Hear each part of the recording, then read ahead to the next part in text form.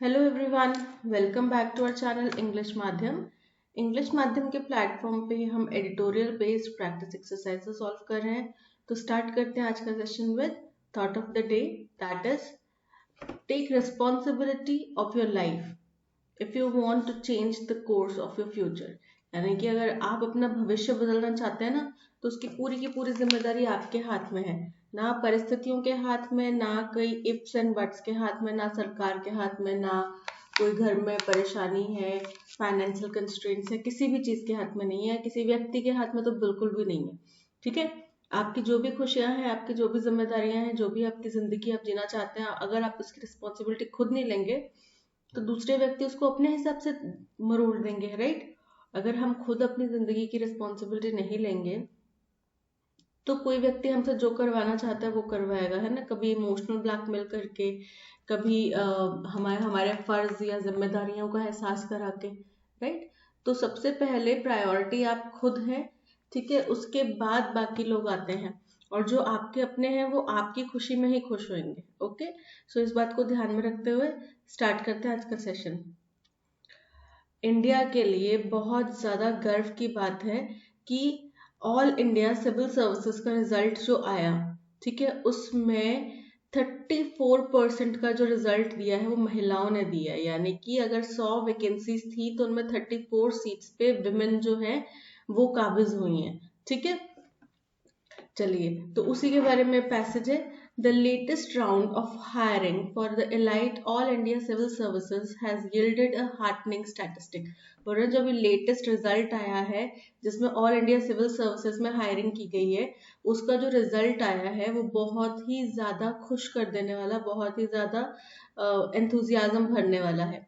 क्यों? क्योंकि more than 1/3 of the new recruits, यानी कि अगर 100 वैकेंसीज हैं तो उसका 1/3, राइट, इससे भी ज्यादा जो हिस्सा है वो किसने लिया है, या फिर कहें 34% आर वुमेन, महिलाओं के पास आई हैं ये सीट्स। ठीक है, women took the top 4 ranks, और दूसरे स्टैटिस्टिक्स क्या है कि पहले 4 यानी कि first rank, second rank, third rank, fourth rank ये भी महिलाओं के पास में है। 20 वुमेन जो कि टॉप 20 हैं, जो टॉप 20 आए हैं, यानी कि 1 से लेके 20 रैंक तक जो स्कोरर है उसमें 12 महिलाएं हैं। ठीक है, women toppers of the 3-stage exam considered one of the toughest in the world for recruitment to higher bureaucracy। बोल रहे हैं कि women जो जो ऐसा पहली बार नहीं, मतलब जो ये जो है 3 स्टेज का एग्जाम होता है, आपको पता है यूपीएससी का, यूपीएससी सीएससी का जो एग्जाम होता है वो 3 फेजेस का होता है, राइट। और ये कंसिडर किया जाता है दुनिया के टफेस्ट एग्जाम में, सिर्फ भारत के नहीं, दुनिया के टफेस्ट एग्जाम्स में ये से एक ये कंसिडर किया जाता है। उसमें महिलाओं का टॉप करना एंड और इतनी हायर ब्यूरोक्रेसी में अपने आप की जगह बनाना are not an unusual feature. ये ऐसा नहीं है कि पहली बार हुआ है, कुछ बड़ा ही करामाती हो गया है कि महिलाएं टॉप कर गई हैं, कोई women first rank, second rank, third rank, fourth rank पर आई है। ऐसा नहीं है कि फर्स्ट टाइम हुआ है या कुछ बहुत अनयूजुअल हुआ है, but the substantive increase in women in the latest intake is heartening। लेकिन जो ज्यादा खुशी की बात और ज्यादा हम लोगों को एक्साइटमेंट किस चीज की हो रही है कि जो नंबर इंक्रीज हुआ है ना, जो इतना ज्यादा मात्रा में महिलाओं ने, इतनी ज्यादा संख्या में महिलाओं ने इसको टॉप करा है या क्वालिफाई करा है, वो एक खुशी की बात है। ठीक है, यानी कि वुमेन टॉप कर गई वो चीज खुशी की बात नहीं, क्योंकि टॉपर्स तो आपको पता है बहुत सारे हैं, अर्तिका शुक्ला है, टीना डाबी है, ये सृष्टि जयंत देशमुख है, बहुत सारे टॉपर्स है ना। लेकिन इतनी ज्यादा संख्या में टॉपर लड़कियां आई हैं जिन्होंने क्वालिफाई किया है, वो खुशी की बात है।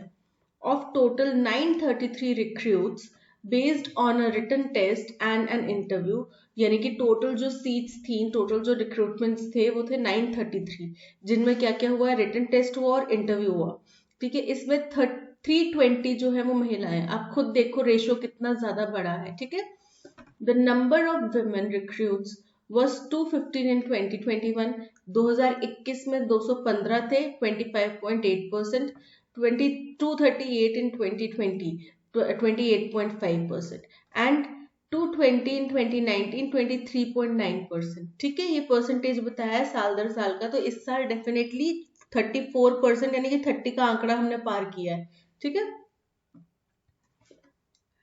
that the women who finally make it to an array of all India services are selected through an objective and rigorous process makes their high representation a milestone।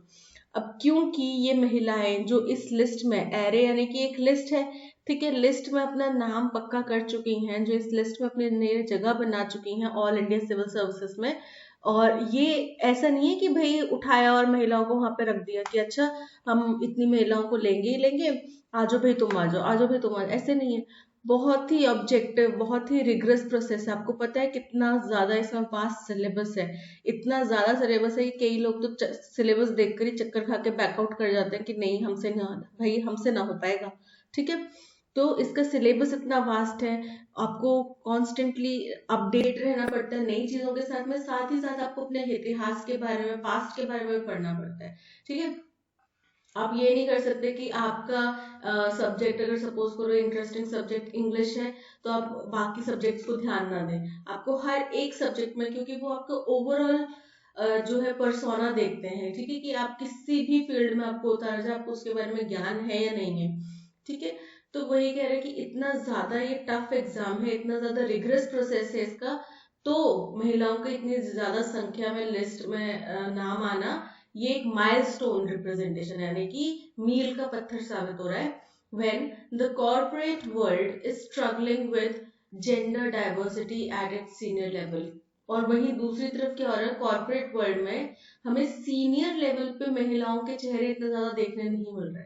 ठीक है, अभी आप मैंने हाल फिलहाल में 3 से 4 आईएएस ऑफिसर्स के नाम ले दिए, लेकिन कॉर्पोरेट वर्ल्ड में इंदिरा नूई के बाद आप किसका नाम जानते हैं?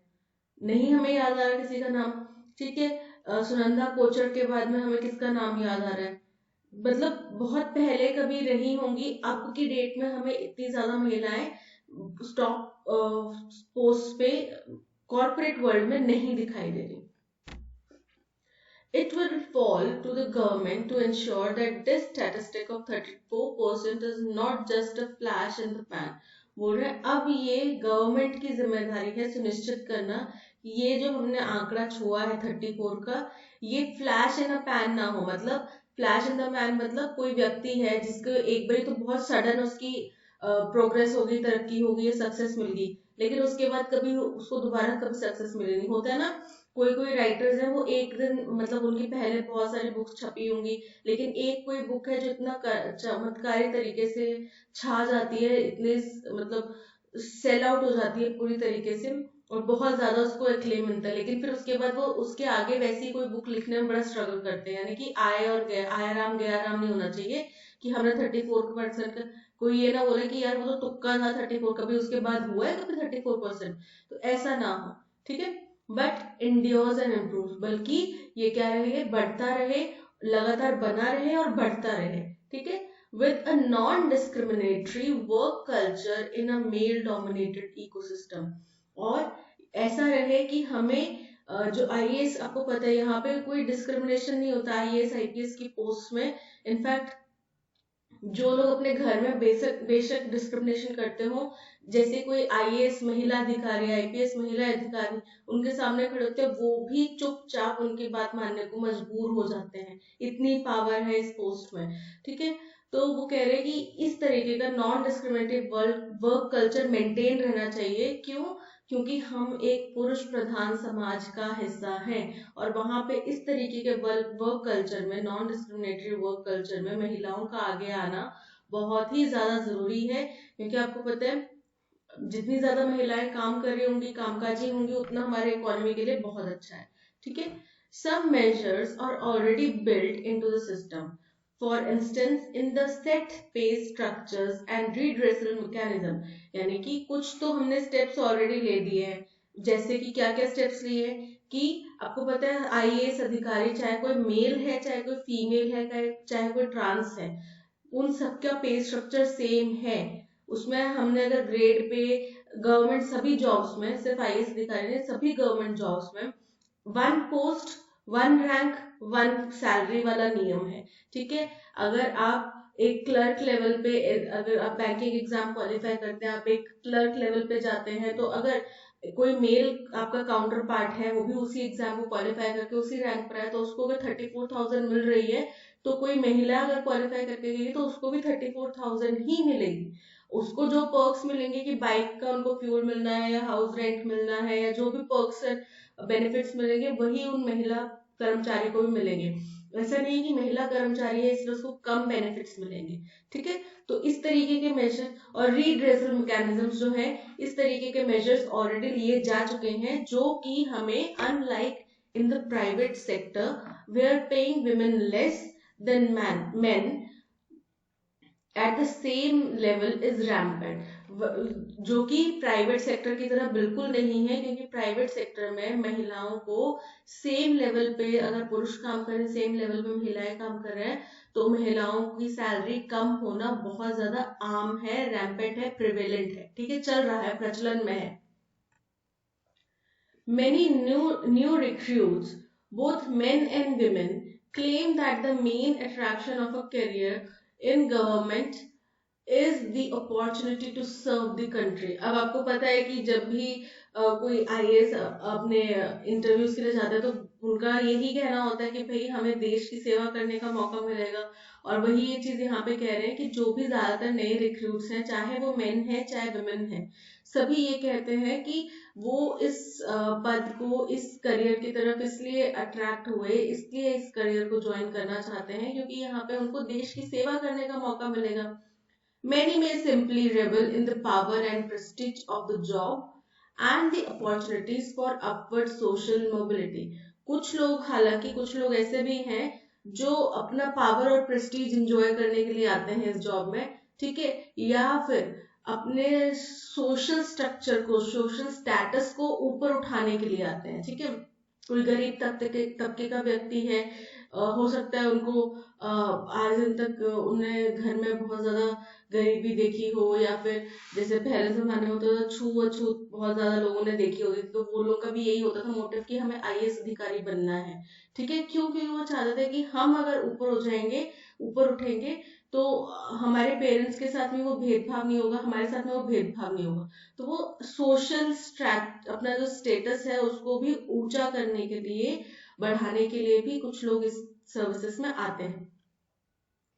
More women in high profile jobs should inspire all women to work. अब जितना ज्यादा महिलाओं का योगदान होगा हाई प्रोफाइल जॉब में, उतना ही वो दूसरी महिलाओं को प्रोत्साहित करेंगी, प्रेरणा देंगी कि सभी महिलाओं को काम करना चाहिए। और मैं डेफिनेटली फील करती हूँ कि सभी महिलाओं को काम करना चाहिए, चाहे हस्बैंड करोड़ों कमा रहे हैं, चाहे पापा करोड़पति हैं, चाहे भाई बिजनेस ओनर है, जो मर्जी है, महिलाओं को अपनी अर्निंग करनी चाहिए, चाहे 4,000, चाहे 5,000, चाहे 10,000, चाहे जितना मर्जी। क्यों? क्योंकि आपकी सेल्फ डिपेंडेंस, आपका आत्मसम्मान जो है उसकी गारंटी देता है।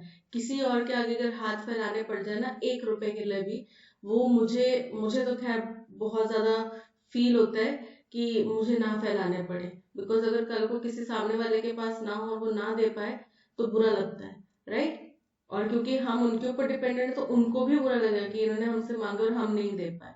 ओके, सो हर महिलाओं को जरूरत है, चाहे आज की डेट में कोई महिला जॉब नहीं भी करना चाह रही है, नहीं करने की सोच रही है, मैं उनको भी यही सजेस्ट करूंगी, प्लीज वर्क फॉर योरसेल्फ। कुछ भी करो, कुछ भी कमाओ, सिलाई करो, कढ़ाई करो, बुनाई करो, जो आपको आता है, जिसमें आपको इंटरेस्ट है वो करो, but do not sit idle and be dependent on somebody, okay. But the prospect of the closing gender gap in the mid to top rungs of the government seems to have made little positive impact. लेकिन बोल रहे हैं कि जो अब gender gap close हो रहा है, यानी कि कम होता जा रहा है जो जेंडर गैप, कहाँ कहाँ पे, मिड लेवल से लेकर हाई लेवल, टॉप लेवल की जो गवर्नमेंट पोस्ट है उनमें इसने एक पॉजिटिव इम्पैक्ट जरूर डाला है।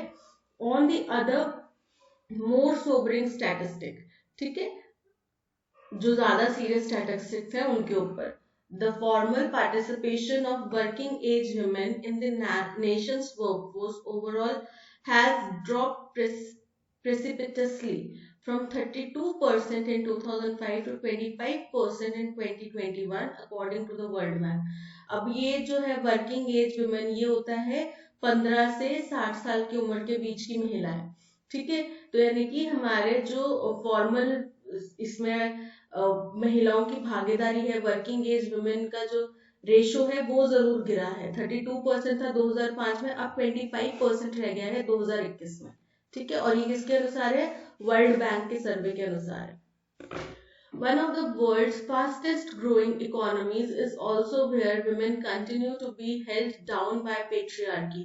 अब इंडिया जो है दुनिया की सबसे तेजी से बढ़ने वाली इकोनॉमी है, ठीक है, लेकिन ये साथ ही साथ एक ऐसा देश भी है जहां पे महिलाओं को पेट्रियार्की यानी कि पुरुष प्रधान समाज द्वारा काम करने की अनुमति नहीं। आपको पता है आज भी जैसे कि दिल धड़कने तो मूवी में दिखाया भी गया था कि हमारे खानदान में कोई महिलाएं काम नहीं करती, बट मैंने इनको अलाउ किया काम करने के लिए। क्यों अलाउ किया? आप कौन है हमें अलाउ करने वाले? ससुराल वाले शादी के टाइम पे बोलते हैं कि भाई हम आपको परमिशन देते हैं, आप काम कर सकते हो। आप परमिशन क्यों देते हैं? हमने आपसे परमिशन कब मांगी? हमने आपसे परमिशन मांगी? नहीं मांगी ना। हमने अपना पॉइंट बताया कि हमें काम करना है, आपको अगर एडजस्टमेंट मंजूर है तो आप हाँ करिए शादी के लिए, ठीक है। आप ये मत भइए कि भाई हम बड़े महान हैं, हमने आपको काम करने की इजाजत दी है, ठीक है। तो वही ये पेट्रियार्की सोसाइटी है जहां पे पुरुष प्रधान समाज जो है महिलाओं को काम करने की अनुमति नहीं देता, ठीक है। पहली बात तो वो ये समझता है कि हम अनुमति देंगे तो महिलाएं काम कर लेंगी, ठीक है। और महिलाएं भी कुछ हम बाउंड हैं, मजबूर हैं, पहले से वो अपब्रिंगिंग चलती आई है, हम मजबूर हैं, हमें उनकी परमिशन की जरूरत पड़ती है, जबकि ऐसा होना नहीं चाहिए। The more affluent a woman's family background and the more highly educated she is, बोल रहे कि जितनी ज्यादा महिला के फैमिली बैकग्राउंड स्ट्रॉन्ग होगा यानी कि पैसे वाला वेल्दी होगा, और जितनी ज्यादा महिला पढ़ी लिखी होगी, the less likely she is to take up work outside the home, उतना ही कम चांसेस है कि वो महिला अपने घर के बाहर कुछ काम करने जाएगी या काम करेगी, ठीक है। With family pressures on her to act as caregiver, क्योंकि और दूसरी चीज क्या होती है, फैमिली का प्रेशर भी होता है कि आपको केयर गिवर भी बनना है। Increasing concerns of the safety at work place, और अब आपको पता है कि आज के टाइम में इंडिया में बाहर ट्रैवल करना कितना रिस्की हो गया है महिलाओं के लिए, राइट।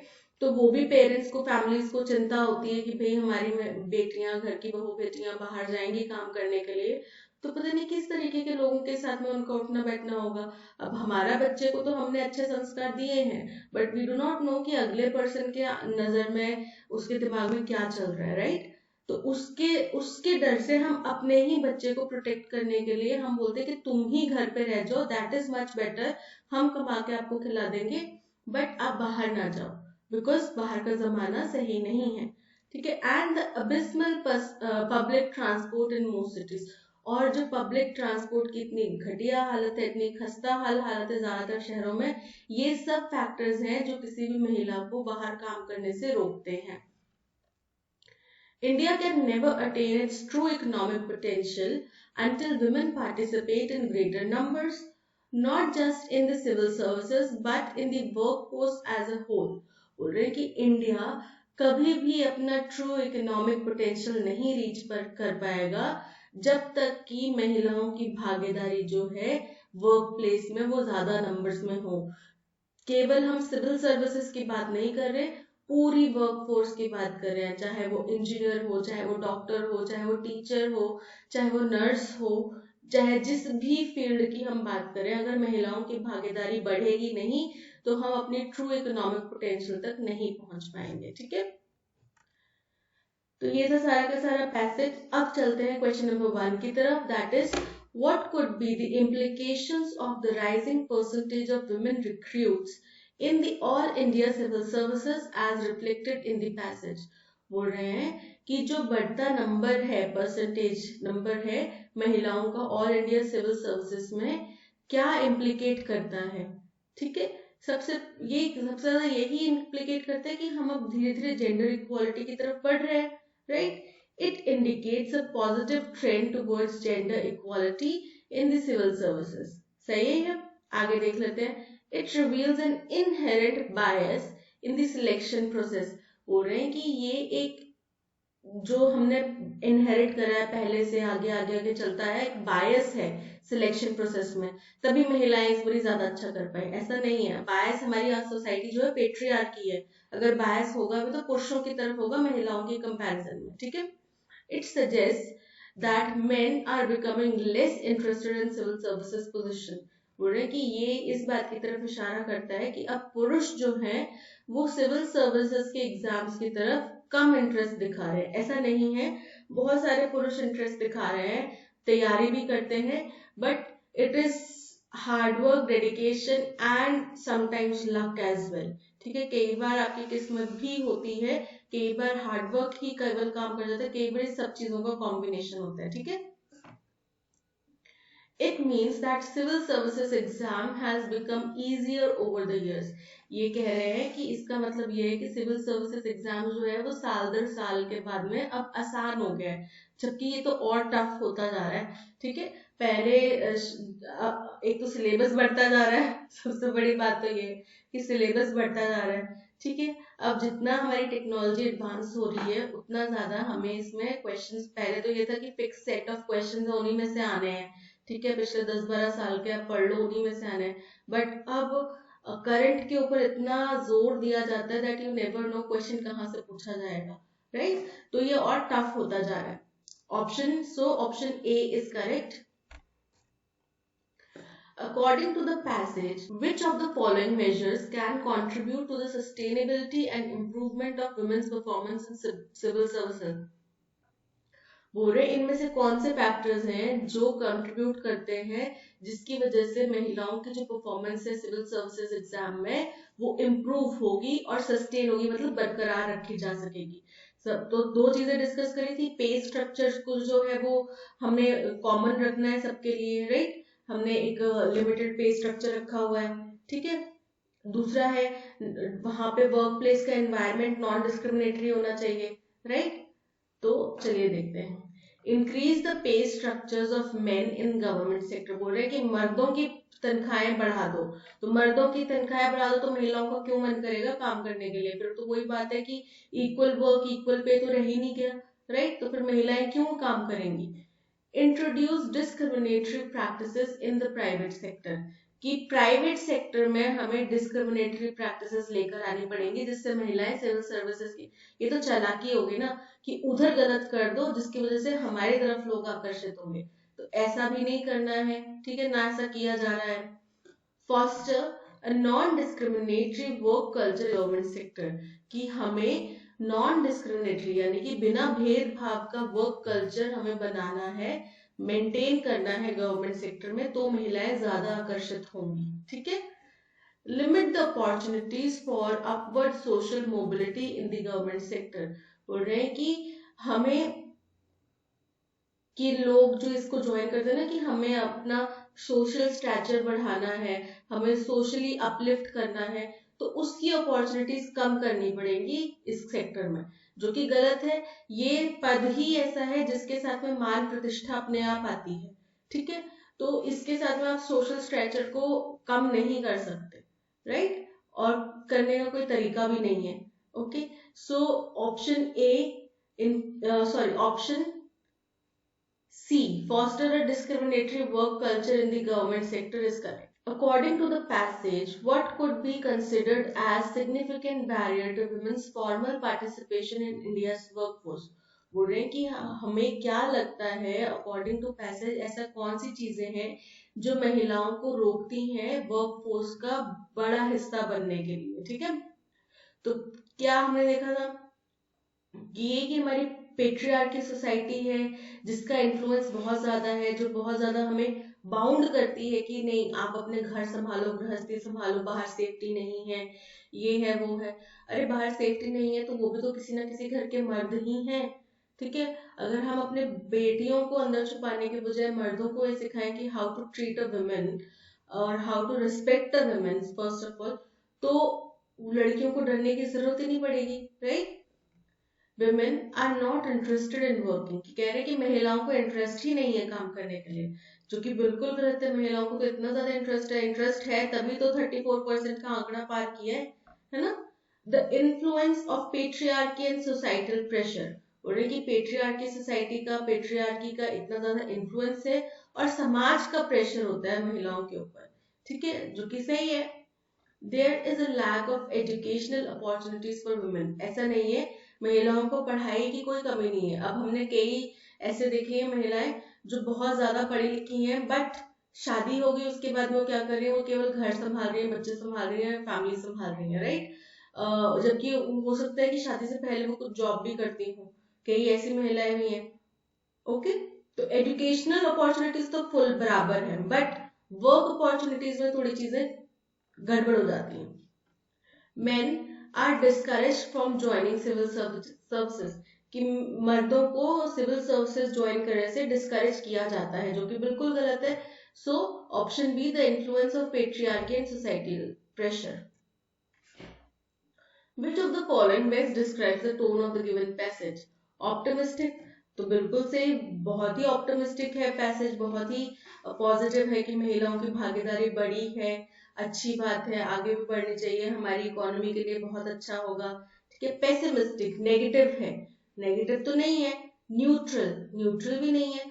कॉशियस ऑप्टिमिज्म, अब कॉशियस ऑप्टिमिज्म का मतलब ये है कि पॉजिटिव तो है, बट कुछ चीजों के ऊपर जोर देके ये भी कहा है कि इनके ऊपर ध्यान देने की जरूरत है, इनके ऊपर सतर्क होने की जरूरत है, जो कि बिल्कुल सही है। यानी कि ऑप्शन ए, अगर ऑप्शन डी नहीं होता, कॉशियस ऑप्टिमिज्म नहीं होता, तो ऑप्शन ए सही होना था, बट यहाँ पे हमारे पास ऑप्शन डी दिखा है, जो कि हमें पता चल रहा है कि पैसेज में बोला गया है, ठीक है, कि कई जगहों में हमें सावधान रहने की जरूरत है, सतर्क रहने की जरूरत है, कि ऐसा ना हो कि 34 का आंकड़ा एक ही बार छू के फ्लैश इन द पैन बन के रह जाए, ठीक है। या फिर हमारी अगर इकोनॉमी को ग्रो करनी है तो महिलाओं की भागीदारी बढ़ानी पड़ेगी, ठीक है। तो cautious optimism, option D is correct. Main theme क्या है पैसेज की? The rigours of civil service examinations in India, कि सिविल सर्विस एग्जामिनेशन कितना टफ है, कितना कठिन है, इसके बारे में चर्चा की गई है, जो कि गलत है। The discrimination women face in the corporate world, कि महिलाओं के साथ कॉर्पोरेट जगत में कितना ज्यादा डिस्क्रिमिनेशन होता है, इसके बारे में भी हमने चर्चा नहीं करी, ठीक है। The increase in women's representation in civil services and the need for more participation in the workforce, कि महिलाओं का भागीदारी जो है सिविल सर्विसेज के एग्जाम में वो बढ़ी है, उसके बारे में चर्चा की गई है, और हमें कितनी जरूरत है कि और ज्यादा महिलाएं वर्कफोर्स का हिस्सा बने उसकी, ठीक है। So option C is correct. The decreasing formal participation of working age women in the nation's workforce, कह रहे हैं कि महिलाओं का जो डिक्रीज है, वर्क एज पॉपुलेशन का जो डिक्रीज है वर्कफोर्स में, उसके बारे में चर्चा की गई। तो उसके बारे में चर्चा नहीं की गई, इसके बारे में केवल एक लाइन है, चर्चा मुख्य हुई है महिलाओं के रिप्रेजेंटेशन सिविल सर्विसेज एग्जामिनेशन में।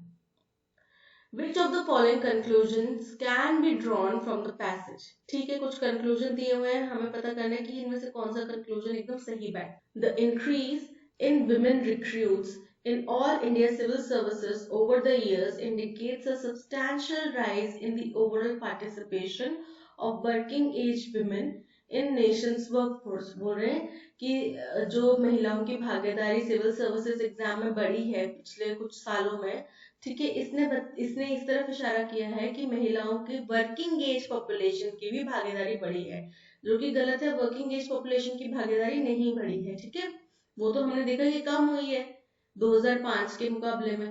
A non-discriminatory workforce, work culture and certain measures like set pay structures are important to sustain and improve women's representation in male-dominated professions। बोल रहे हैं कि हमें एक नॉन डिस्क्रिमिनेटिव वर्क कल्चर बनाना है, ठीक है, और कुछ मेजर्स जैसे कि इक्वल वर्क इक्वल पे, यानी कि सेट पे स्ट्रक्चर्स बनाना, ये बहुत ज्यादा इम्पोर्टेंट स्टेप्स हैं अगर हमें महिलाओं का रिप्रेजेंटेशन इस पुरुष प्रधान समाज में, पुरुष प्रधान प्रोफेशन में हमें बढ़ाना है और बरकरार रखना है। तो ये तो बिल्कुल करेक्ट है ना, बोला है ना पैसेज में उन्होंने। The corporate world has successfully achieved gender diversity at senior, जो कि बिल्कुल गलत है कि सीनियर लेवल पे तो हमें ज्यादा जेंडर डाइवर्सिटी दिख ही नहीं रही है। Surpassing the progress made in civil services, और ये उसको भी पीछे छोड़ गया है जो सिविल सर्विसेज एग्जाम में प्रोग्रेस करी है उसको, तो ये तो बिल्कुल गलत है। ठीक है, the family background and education of a woman do not influence her decision to take up work outside home। बोल रहे कि फैमिली बैकग्राउंड जो है महिला का और उसकी एजुकेशनल क्वालिफिकेशन जो है वो इन्फ्लुएंस करती है, डू नॉट, वो उसको इतना प्रभावित नहीं करती कि वो ये डिसीजन ले सके कि घर के बाहर जाके काम करे, जो कि गलत है।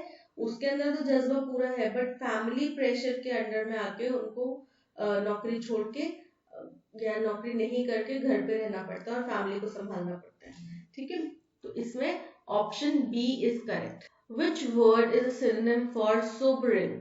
अब सोबरिंग का मतलब होता है सीरियस, बहुत ही ज्यादा सीरियस।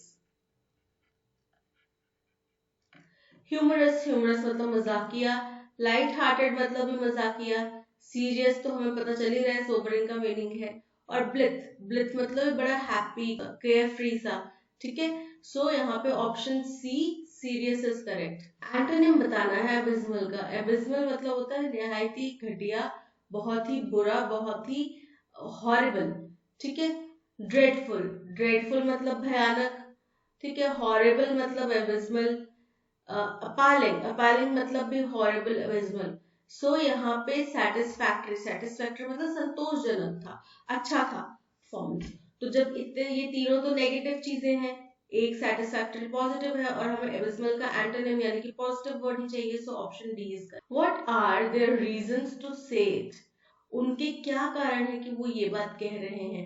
यानी कि अगर कोई व्यक्ति कुछ कह रहा है तो ये तो होता ही है ना कि उसके बैकड्रॉप में या बैक ऑफ द माइंड कोई कारण है वो चीज कहने का, राइट।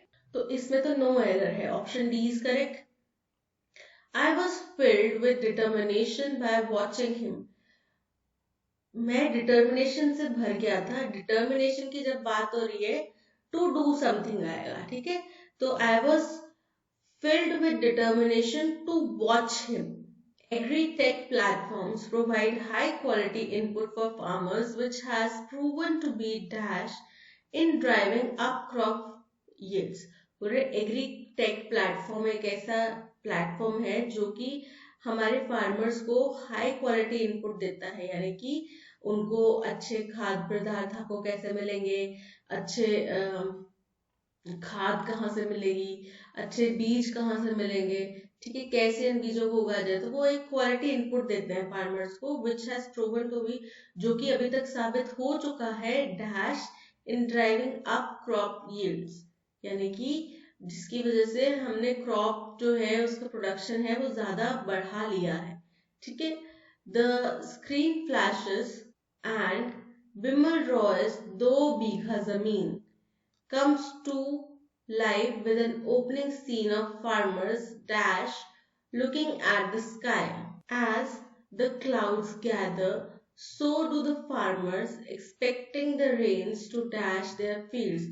अब जैसे ही घने बादल छा जाते हैं, वो घर घर घर के लिए बदला वाला गाना है ना, दिमाग में सोचो, इमेजिन करो, जैसे बादल इकट्ठे हुए वैसे ही फार्मर्स इकट्ठे हो जाते हैं और वो सोचते हैं कि अब बारिश हो, अब बारिश हो, अब हमारे खेत जो है वो बारिश से, उनके ऊपर बारिश बरस जाए।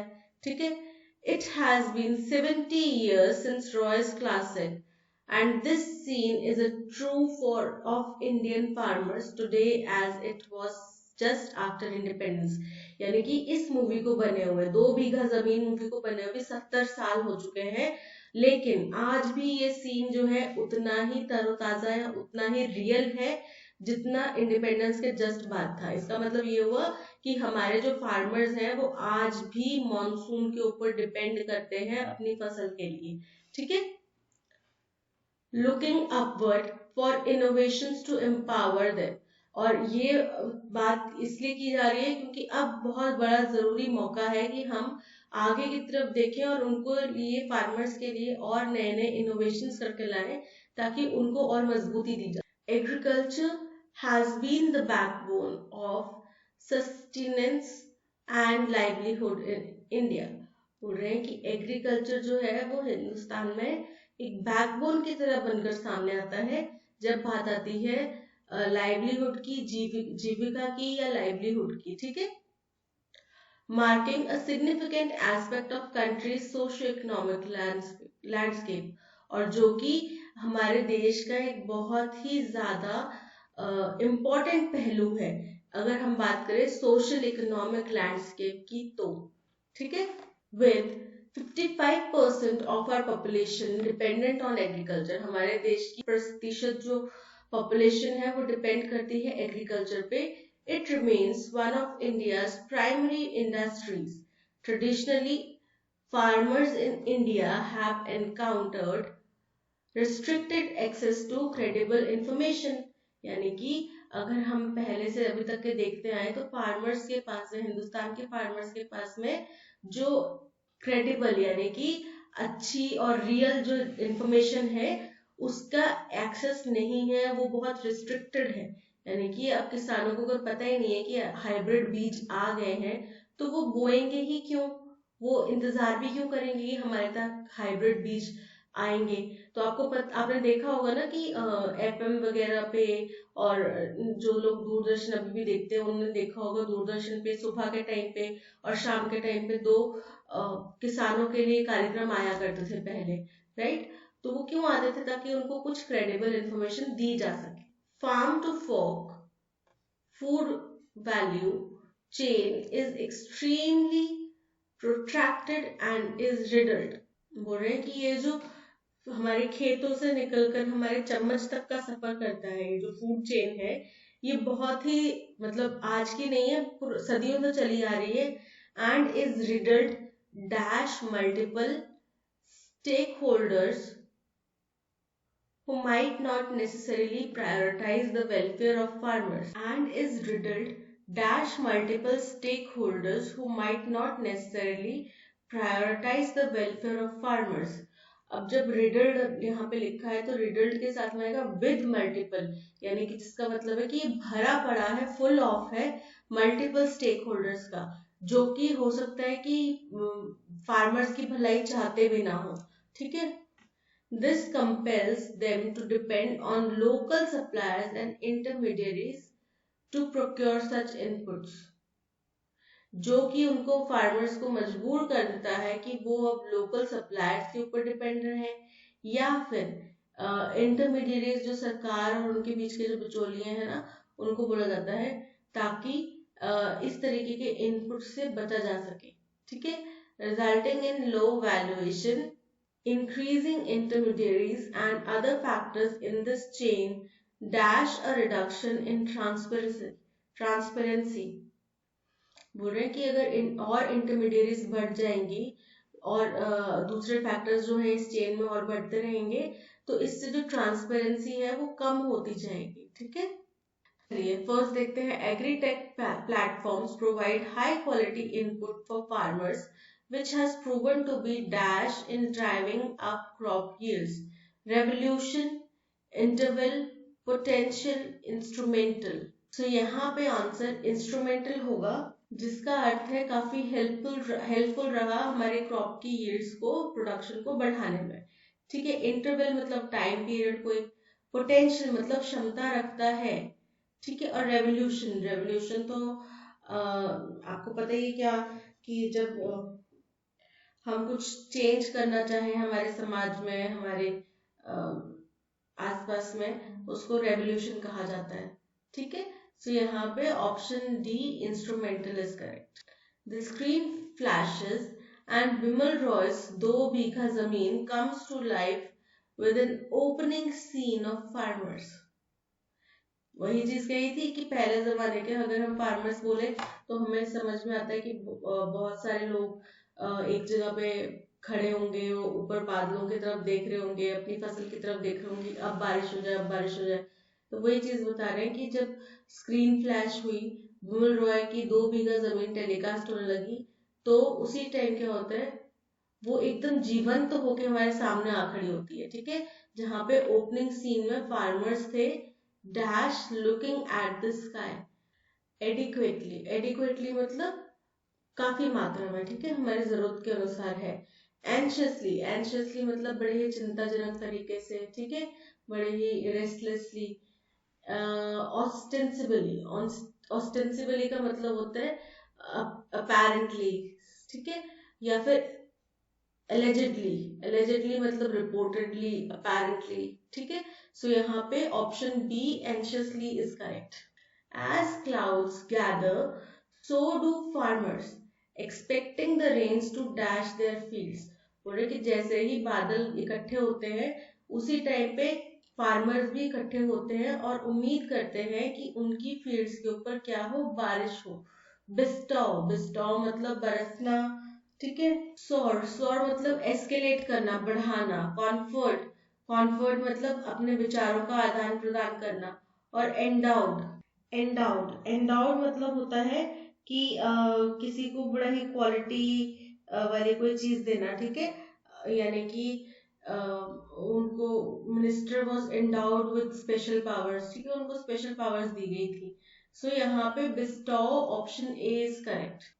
The farm to fork food value chain is extremely protracted and is riddled of multiple stakeholders, riddled in multiple या riddled with। riddled with का मतलब होता है कि full of, यानी कि भरा पड़ा है multiple stakeholders से। So option C with is correct. This compels them to depend on local suppliers and intermediaries to procure such input, resulting in low valuation, increasing intermediaries and other factors in this chain dash a reduction in transparency, ठीक है। अब endanger, endanger का मतलब होता है मुश्किल में डालना, खतरे में डाल देना, ठीक है। endangered मतलब भी खतरे में डाल देना, जबकि endangered जो है पास का है। engender, engender का मतलब होता है कि किसी चीज का कारण बनना, ठीक है। तो ये जो इंक्रीजिंग इंटरमीडियरीज हैं और दूसरे फैक्टर्स हैं इस चेन में, वो क्या करेंगे, वो कारण बन जाएंगे ट्रांसपेरेंसी में कमी का, ठीक है। एंजेंडर या एंजेंडर्ड, इसमें केवल एंजेंडर आएगा, एंजेंडर्ड नहीं आएगा। So option C is correct. But the tide turned in 2012 when the US Secretary of State Hillary Clinton attended a summit of Pacific Islands Forum which has New Zealand and Australia among its members. अब ये statement हो रहा है start but से, यानी कि पहले कोई बात की होगी और यहाँ पर देखो दूसरी आगे के वर्ड्स देखो, टाइड टर्न, यानी कि पहले टाइड दूसरी दिशा में चल रही होगी जो वापस अब टर्न हो गई, ठीक है। बोले लेकिन ये जो टाइड है ये 2012 में चेंज, इस टाइड ने अपनी डायरेक्शन चेंज करी। व्हेन, कब, जब यूएस सेक्रेटरी ऑफ स्टेट जो उस टाइम पे थे हिलरी क्लिंटन, उन्होंने Pacific Island Forum meet attend करा जिसमें न्यूजीलैंड और ऑस्ट्रेलिया भी हिस्सा हैं। Okay. China stepped up its loan diplomacy and competition has heated up so much that both Beijing and Washington are actively seeking to sign defense pacts with these islands. यानी कि China ने अपनी loan policy, जो loan diplomacy है, उसको, उसका game आगे बढ़ा दिया, ठीक है। और इतना हद तक बढ़ा दिया कि जो अब कंपटीशन है वो बहुत ज्यादा हीटअप हो गया, बहुत ज्यादा बढ़ गया है। और इतना बढ़ गया है कि बीजिंग और वॉशिंगटन यानी कि चाइना और यूएसए दोनों ही इन दोनों आइलैंड नेशंस के साथ में डिफेंस एग्रीमेंट साइन करने के लिए बड़े ही ज्यादा तत्पर हैं, ठीक है। The Pacific Island countries (PIC) were once called antipodal. Antipodal क्यों कहा गया उनको? क्योंकि as they were situated on the other side of Europe on the globe, यानी कि दुनिया में ये यूरोप के दूसरी तरफ पे थे, इसलिए इनको एंटीपोडल कहा जाता था, ठीक है। ये हमारी ओपनिंग स्टेटमेंट हो गई, ठीक है। In keeping with this nomenclature, their annual get-togethers never drew much attention. और इसके, इनके नाम के अनुसार, इनके नाम के अनुरूप जो था, इनके कोई भी एनुअल गेट टुगेदर होते थे उनमें ज्यादा अटेंशन नहीं दिया जाता, लोग उसमें ज्यादा शामिल नहीं होते थे, बड़े बड़े देश जो वो उसमें ज्यादा शामिल नहीं होते थे, ठीक है। यानी कि हमारी ओपनिंग स्टेटमेंट थी आर, आर को ही आगे फॉलो करता है एस, ठीक है। इसके बाद आता है बट द टाइड टर्न्ड, यानी कि पहली बार ये कब उलट पलट गई चीजें, 2012 में जब यूएस सेक्रेटरी ऑफ स्टेट जो थे हिलरी क्लिंटन, उन्होंने वहां पे अटेंड की मीटिंग जाके थ्री, और इसके बाद से चाइना भी इसमें कूद गया और उसने अपने लोन डिप्लोमेसी स्टार्ट कर दी। ठीक है, तो यानी कि SRPQ हमारा अरेंजमेंट बन रहा है, तो RSPQ हमारा अरेंजमेंट बन रहा है और RSPQ option A is correct. Consignments would now be cleared for exports only after mandatory certification by government accredited laboratories, यानी कि अब कोई भी पैकेज जो है कंसाइनमेंट यानी कि कोई ऑर्डर बड़ा होता है ना,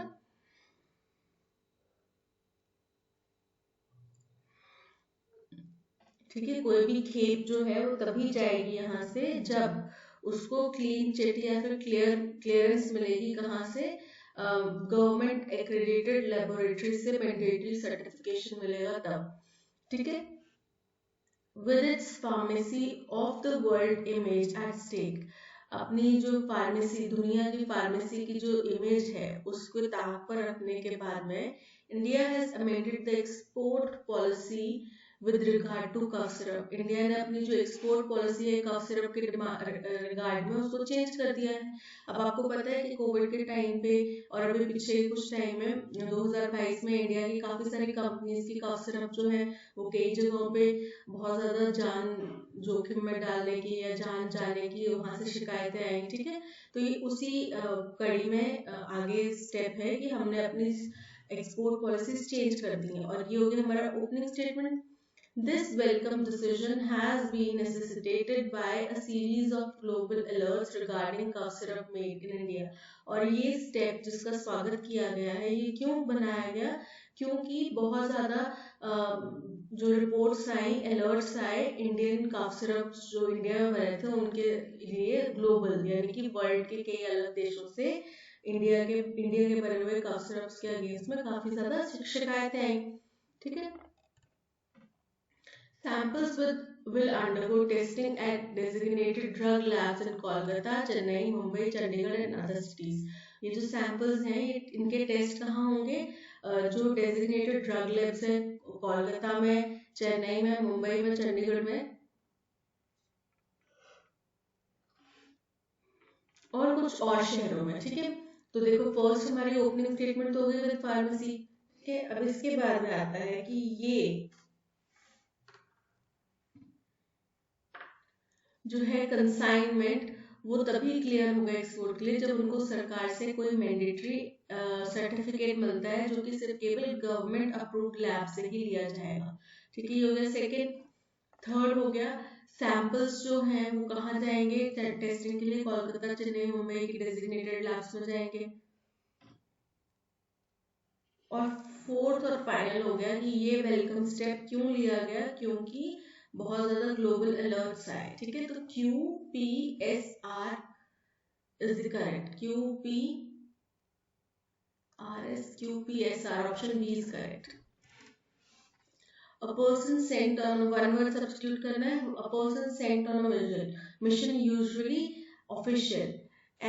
एथनोलॉजी यानी कि हमारे जो एथनिसिटी है, हमारी जो रेस है, हम कौन सी रेस को बिलोंग करते हैं और हमारी और दूसरी रेस में क्या कनेक्शन है, इसकी स्टडी को बोला जाता है ethnology.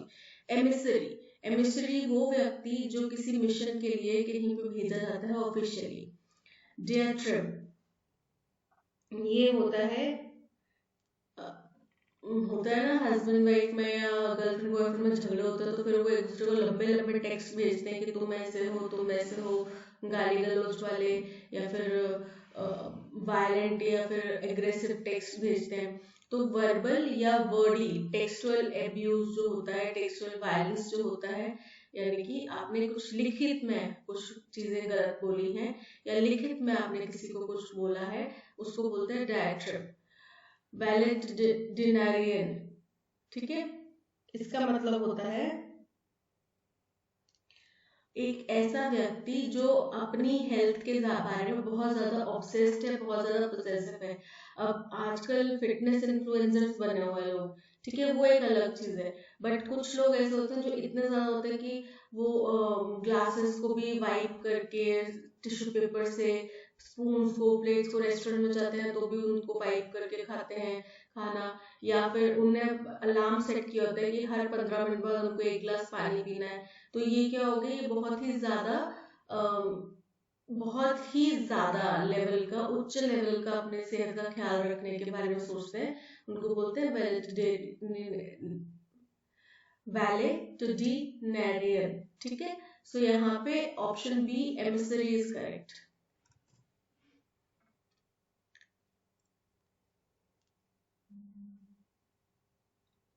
The most helpful thing you can do is to hold someone's hand when they most need it। यानी कि सबसे ज्यादा मददगार चीज ये कर सकते हैं कि आप किसी का हाथ पकड़ ले जब उनको आपकी जरूरत है, या जब उनको सबसे ज्यादा जरूरत है। Also, jotting down notes for your seniors on ward rounds is probably not the most important thing। यानी कि आपके सीनियर्स जब अपने राउंड्स पे आएंगे तब उनके लिए नोट्स बनाना शायद ये भी इतना इम्पोर्टेंट टास्क नहीं है, इतना इम्पोर्टेंट थिंग नहीं है। ठीक है, my first year as doctor in UK is over. मेरा पहला साल एक डॉक्टर के तौर पे यूके में खत्म हो चुका है। And this is what I have learn, और ये मैंने सीखा है। ठीक है, ये हो गया हमारा फर्स्ट चीज, first statement. No matter what anyone tells you, writing that urgent discharge summary is not the most important thing you will do today. यानी कि आपको चाहे कोई कुछ भी बोले, लेकिन एक अर्जेंट डिस्चार्ज समरी लिखना ये कोई बहुत इंपॉर्टेंट काम नहीं है आप जो उस दिन में करने वाले हैं। ठीक है, तो पहला ऑप्शन हो गया सी, दूसरा हो गया डी।